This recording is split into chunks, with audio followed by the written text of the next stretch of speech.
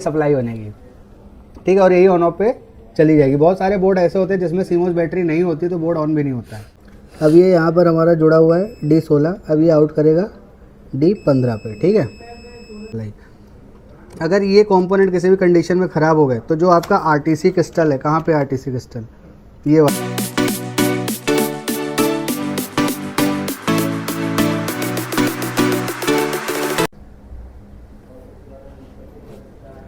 ये जो हमारा ये कनेक्टर है CN24, ये कनेक्टर सीमोस बैटरी का कनेक्टर है। हमारे लैपटॉप में जो सीमोस बैटरी लगी होती है वो इस कनेक्टर पे लगती है, ठीक है। ये कनेक्टर दो सप्लाई जनरेट करेगा, एक 3 वोल्ट RTC सप्लाई और एक 3 वोल्ट BPCU सप्लाई, ठीक है, BPCU। अब इससे क्या होएगा और इससे क्या होएगा, इसमें क्या है, जो पिन नंबर इसकी 2 है वो होती है ग्राउंड, ये ग्राउंड हो रखी है। पिन नंबर 1 से ट्रैक जाएगा, आगे आपको एक रजिस्टर मिलेगा जिसका नंबर है R656 और ये आगे यहाँ पर जाके 2 डायोड मिलेंगे। क्या मिलेंगे? 2 डायोड मिल जाएंगे यहाँ पर आपको। यहाँ पर क्या होगा, ये जो 2 डायोड लगे होंगे, एक डायोड की सप्लाई तो क्रॉस करके आगे चली जाएगी और एक इस डायोड से इसके बैक साइड निकल जाएगी। ये जो सप्लाई बनेगी ये बनेगी 3.3 BPCU सप्लाई। ये सप्लाई कहाँ कहाँ जाएगी? यही सप्लाई आपकी जो ऑन ऑफ स्विच पे जाती है। आपने देखा होगा ऑन ऑफ स्विच जब आपने ट्रेस किया था उसमें 3 वोल्ट की BPCU सप्लाई दिखा रहा था।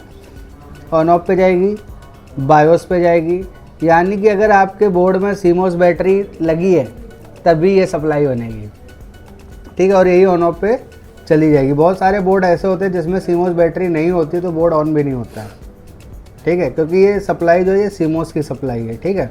लेकिन कई सारे ऑन हो जाते हैं, डायरेक्ट ऑन होते हैं। लेकिन अब यही सप्लाई यहाँ पे आगे जाके चली गई, 3 वोल्ट की RTC की सप्लाई बन गई, RTC क्रिस्टल की सप्लाई बन गई, जिस सप्लाई पर आपका क्रिस्टल ऑपरेट होगा 32.768 वाला।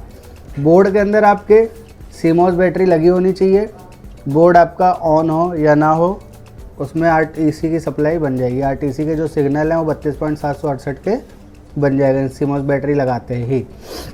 यानी कि आपका बोर्ड बंद है तो उसमें RTC चलता रहता है, तभी आपका डेट और टाइम मेंटेन रहता है। और RTC 32.768 किलोहर्ट्ज़ की फ्रिक्वेंसी बनाएगा, वो आप DSO पर चेक कर सकते हो। तो अब इसी सेम ट्रैक को हम देखते हैं बोर्ड में कि ये ट्रैक किस तरह से कैसे कैसे कहाँ पे सप्लाई जनरेट कर रहा है।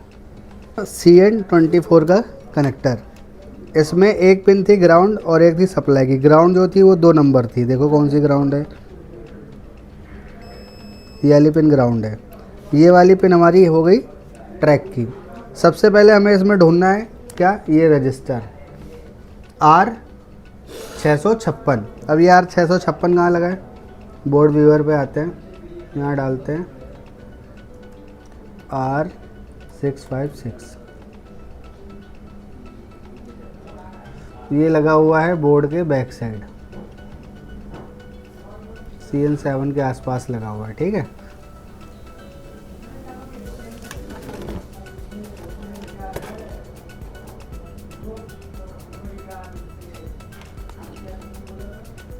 ये लगा हुआ है, देखो एक साइड इसके बीप आ गई, ठीक है। अब हमें क्या देखना है, अब यहाँ स्कीमेटिक में आओ,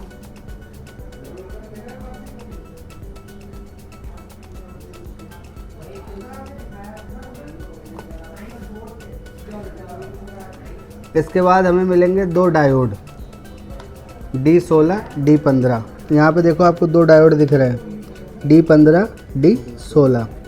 इस रजिस्टर से ही ये दोनों डायोड जुड़े होंगे।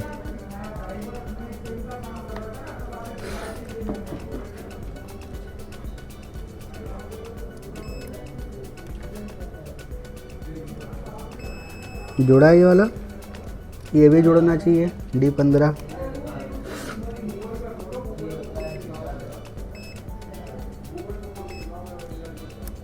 यहाँ से निकल रहा है ऐसे।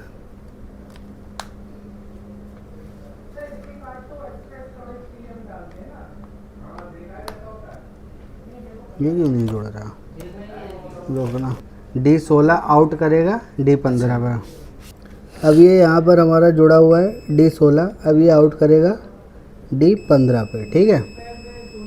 अब इसके आउट में जो सप्लाई बनेगी वो 15 के आउट में जो सप्लाई बनेगी वो बनेगी 3 वोल्ट VPCU की। ये सप्लाई आपके ऑन ऑफ पे जाएगी और यहाँ से जो सप्लाई आउट होएगी ये वाली आपकी बन जाएगी RTC की। हमारा एक मेन रजिस्टर्ड होएगा आपका R99, सॉरी ये R654। इसको हम देखते हैं ये वाला कहाँ पे है। उससे पहले हम ये वाला देख लेते हैं क्योंकि ये वाला इससे जुड़ेगा, R655। R655 ये इसी के पास में ही लगा हुआ है, ठीक है। यहाँ पे देख लो, ये लग रहा है, जुड़ गया ये। इससे एक रजिस्टर और जुड़ेगा और यहाँ पर बन जाएगी आपकी RTC सप्लाई।